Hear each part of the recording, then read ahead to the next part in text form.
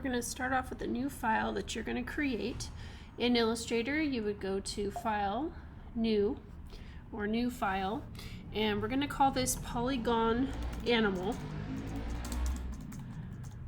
And we're going to do 8.5 by 11 or 11 by 8.5. You decide which orientation works best with your animal. For my animal, it worked best to do landscape, so I stuck with 11 by 8.5. But if you have more of a taller image, you might want to switch those numbers.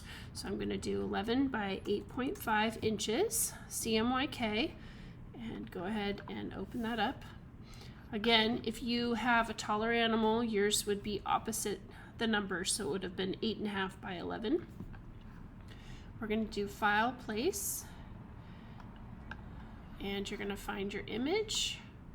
I went ahead and cropped my image because I wasn't entirely happy with having to do the full body of the iguana, so I went ahead and just focused in on the head. And most likely these are going to be bigger than your artboard because of the fact that they are high resolution photos. So I'm doing Option Shift as I drag my picture in and just doing kind of like a real quick placement until I can figure out how it's going to fit. The reason I'm holding Option Shift is because I want to not distort the animal. And then I can come in and zoom in a little bit. If you need to take it off the edge slightly, that's okay. It's better to do that than to distort your picture. Just make sure that the most important things are inside the artboard. Nothing is on the gray area that you don't want printed or you want printed. So for instance, I wouldn't want to put my face here because then this won't get printed. So you want to make sure you have it exactly placed down where it needs to be. In layers, we're going to go ahead and lock that layer. We'll call this Animal. And if you would like to, actually before we do the locking part, I would maybe lower your opacity down just a teeny bit, just so it's easier to see your drawing on top of the animal. Go to Layers, lock it, and then what I'd like to do is I'm going to go to my Illustrator menu here, and under Settings, I'm going to go down to Guides and Grid. And for this one, I'm going to go ahead and make sure that this is unchecked. So it says Grids in Back. So I uncheck that box. The reason I'm doing that is I'm going to go ahead and apply the grid. And if I don't do that, what will happen is the grid will be behind my picture and I won't be able to use the actual boxes, which I need for this. So I'm going to go ahead and zoom in. That grid is going to get turned off during the project, so don't worry about it showing now. I'm going to go ahead and start my new layer, and these are going to be called polygons. Let's briefly talk about what a polygon is. A polygon is a geometric shape that has infinite numbers of straight line segments that join end to end. Poly means many, gon means angle. There are designated polygons in geometry that have names, but you don't have to restrict your pen tool to only drawing these. You can make them more abstract, but these are just examples of polygons. So the most important thing to remember is that the beginning and the end of your pen tool need to come together and touch. And you also need to think about how your animal is segmented out based on color and just the shape that you're drawing. Even though this is supposed to look flat, we still want to keep with the contour of the animal. We also want to make sure that the areas are blocked off according to color because you're going to be using the colors from the animal to actually fill in your shapes. So I'm going to go ahead and use my pen tool. I'm going to turn my fill off.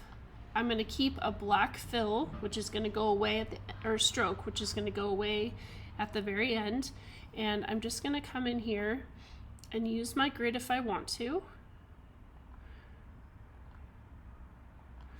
And if I'm going to go back onto a previous anchor point, I'm going to hold Shift, click down, and create a new anchor point. You don't have to trace the shapes of the animal perfectly. You just need to keep the sections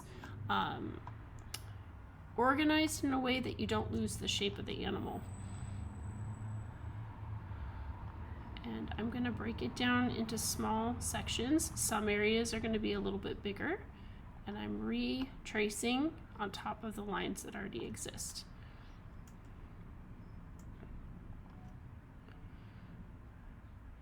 I'm going to take this out as far as I can until I start to see the shape I want. The grid helps because it kind of breaks down some of the design. Makes it a little bit easier to see some of those polygons.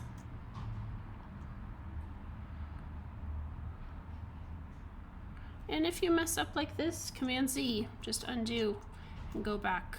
Make sure you're holding Shift as you're creating a new anchor point. If for some reason you hold Shift and it's still not working, what I do is I hit Escape, and that actually deselects your anchor point and allows you to start over.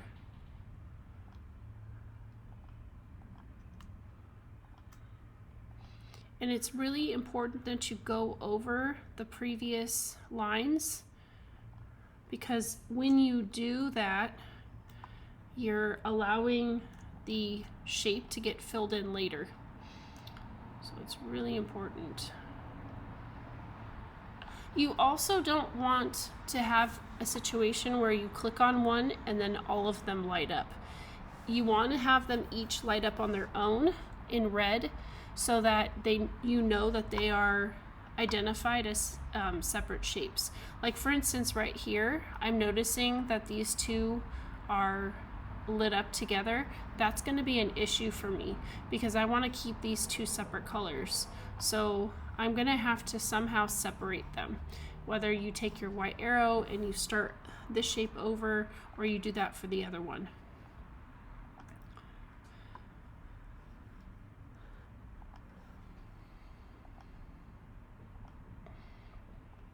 Okay, so they light up individually.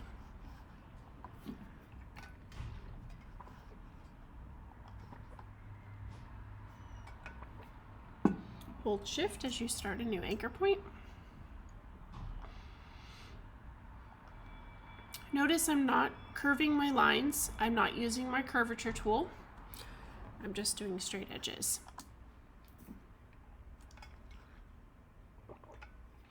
Okay, I would keep doing this all over. Completely fill in the space until all my shapes are done. And then after that, I'm going to go ahead and my second video and show you how to fill this in color.